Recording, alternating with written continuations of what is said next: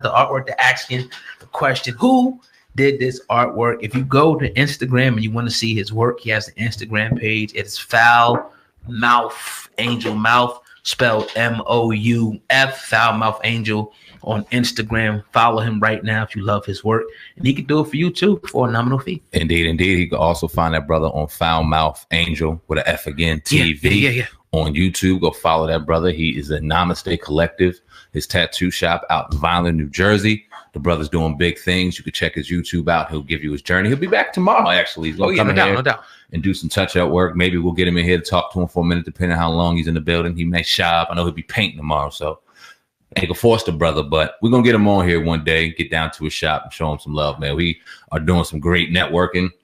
Hopefully this weekend. I'm not gonna give too much. I'm not gonna give anything, by the way, but it's some big things popping, dog. Yeah, we just have to put the footage up on that one. You know what I'm saying? Definitely. But yeah, man.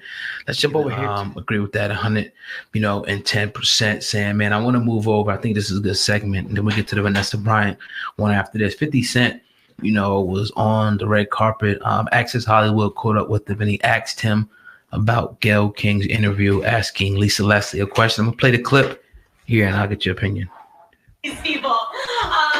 I saw that you Instagrammed about Gayle's interview with Lisa. I don't understand what the goal is. To be honest, after his man passed away, what is the goal at that point? Do you think that it's unfair to his legacy? I do think it's unfair. And I'm all for the actual movement and support of the movement. But is it for justice or is it for revenge? Because there's a point that the accusation is they destroy everything, and there's no system involved. We're talking about problems that we have with the system, because the system doesn't work without good people. But if we leave it to the public court of opinion. We were on set. Do you remember when we came? All right, so a little bit there from 50 Cent. I obviously went on a little bit more, but they cut away from that clip for whatever reason. The little bit that he said, Sam, man, how do you feel about that? It's 100% correct. I mean, 50 Cent has been very vocal about the situation. He I think, first started coming at Oprah about the Russell Simmons thing. I think that's when he had enough and was like, yo, Oprah, what's going on? You did the Michael Jackson thing. You did this, you did that. It seems like you have an agenda out here. And then we see the situation with Gayle King, with the questioning of Lisa Leslie. Very, very effed up kind of shit she did, right? And it's fair. And I'm glad that he's very candid and open when people ask him a question about what's your agenda? What's the overall goal and plan behind what you're doing?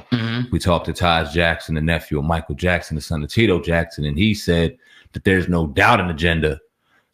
And it's involving these two women, in particular Oprah, because she has her hand on a lot of buttons. And it's stopping things and switching things and foregoing things and manipulating things. I mean, the list goes on. And you got to ask why. And it's like, okay, you look at their financial situations, both very, very financially stable, well endowed. How'd they get there?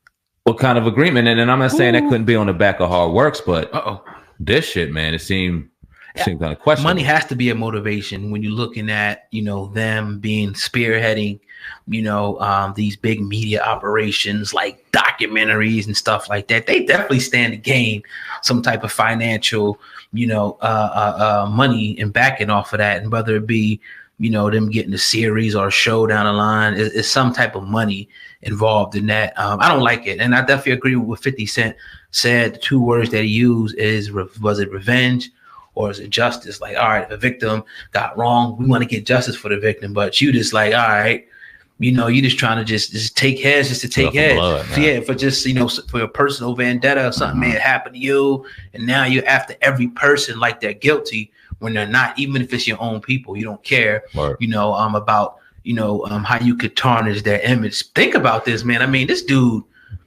look how these people died. They died so tragically. And for somebody to bring that up before he's in the ground, should his legacy be tarnished because of an accusation? That's crazy. They actors, but see, oh God, they're not throwing particular fuel to a fire because of a situation they dealt with. Because if that was the case, why aren't these other men that are allegedly going through what they're going through being brought up? It's a particular demographic of black males that are being gunned down. Yeah. by these women and other women in particular, but these two. And it's like, damn, what's up? Like, I'd rather you just say it. You talking. Oprah just had a conversation with Michelle Obama. One of the biggest conversations that we've had in the last 2 weeks was this Gayle King situation involving Kobe Bryant and Lisa Leslie. Why wasn't that brought up? Why couldn't we hear what Michelle Obama, President or former First Lady Obama thought about that? Why not? I'm sure I don't know what she would have said, but why wasn't that brought up? Why was that kind of thrown under the rug and we move on to things? Why haven't you brought up a Harvey Weinstein? Why haven't you publicly denounced this man yet? But you've been so vocal about a Bill Cosby or this person or that person, whether they were guilty or not. You and the way that you vocalize your displeasure for certain people and not other people, it points to a deeper situation. What's your agenda? And I'm gonna ask you this question because we Gayle, she pretty much blamed CBS and said she didn't know it was going to be put out there. Oprah works for another network. It's not like they necessarily have their own network, even though she does have their own thing, but a lot of times when they're putting their interviews out, it's through other people's network. Right. Do you blame the networks as well as throwing a rock and proverbially hiding their hand as well?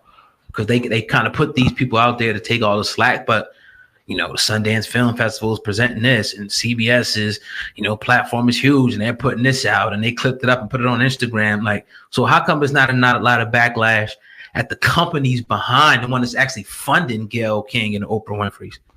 Well, I mean, it's not disseminated because they run the network and they can steer the narrative. Now, you hear us calling them out. You hear other independent platforms calling them out, but you won't hear anything mainstream, but they're all in cahoots and all together. Now, CBS, you brought up something. They made a statement in regards to this entire situation. CBS President Susan Zirinsky strongly condemned the reprehensible threats made against broadcaster Gayle King after the interview conducted with Lisa Leslie about the late, great Kobe Bryant. She said a host of CBS This Morning faced an onslaught of attacks last week after the network shared a clip of her requesting Leslie about the 2003 assault allegation made against Bryant. Notably, rapper Snoop shared a video telling King to back off. Before we come get you. We fully support Gayle King and her integrity as a journalist, Zirinsky said in a statement to The Hill on Sunday. We find the threats against her or any journalist doing their job reprehensible. She also defended King's interview with Leslie as a comprehensive and thoughtful, adding in the us is a country where differences of opinion are welcome, but hateful and dangerous threats are completely unacceptable. Right. Never apologized for how the narrative was steered. Yeah. Never sat back and defended Gayle King. Now, I thought Gayle King was mad at CBS, but then she puts this. So what's really going on? What's really going on is they're flexing their muscle. They're saying, especially like, we're not going to be tolerating no threats, because if you threaten us, we're going to get the people after you. You know what I mean? And that's why Snoop Dogg came out and clarified it, what he meant. But we all heard what he said, but I'm not here to be you already said it. So I don't have to say it again. You know what I mean? They took it and they responded the way that they responded. Obviously, there's a lot of people that are in bed together with those big companies and the media companies and all that, and they're working together against anybody who would dare try to stand up against them with their platform or whoever they think they are. And they said, no apology, just you ain't gonna fuck with us. Pretty much, that's what they said. Period. Straight up and down. We're not apologizing. Yeah, we put up the clip. Gayle's cool. She's gonna work tomorrow. Yeah, fuck out of here. Yeah. All right. And that's why I think it's very important, SamAnt, platforms like ours and other platforms, YouTube, they allow free thought for people to have alternatives. They ain't stuck with just CBS or CNN or NBC. They can go somewhere else and hear something from a totally different perspective. And it's refreshing. Dope. And I'm glad we get to do it for the people. Yeah. Can't wait to sit some people down. We got some great interviews coming up, not to kind of segue in the wrong direction, but I say that just to get the people's feelings, reactions, and thoughts. I love to sit here with somebody and not just talk to them on a computer, but to just see their face, face to face, and feel their reaction. They shouldn't have to feel scared for a grown man to want to see their face and see their reactions and feel their sincerity, never questioning sincerity.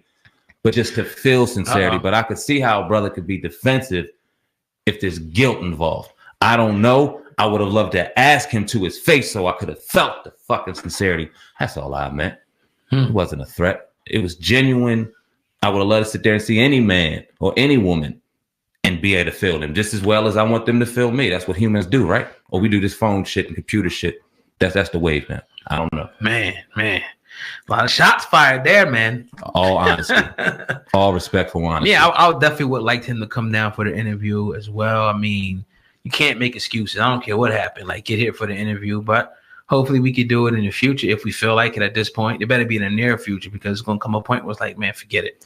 I'm almost already there. And it's cool, man. I guess it's just been a week. I'm tired of sensitive ass men finding excuses for reasons not to take care of business. Yeah. I'm tired of it. Yeah, and there's been a big pile up this week of those dudes and just trying to make excuses, man. And, I don't got time for it. Man. But yeah, man, if you're listening to this on YouTube, no matter where you're listening to this, man.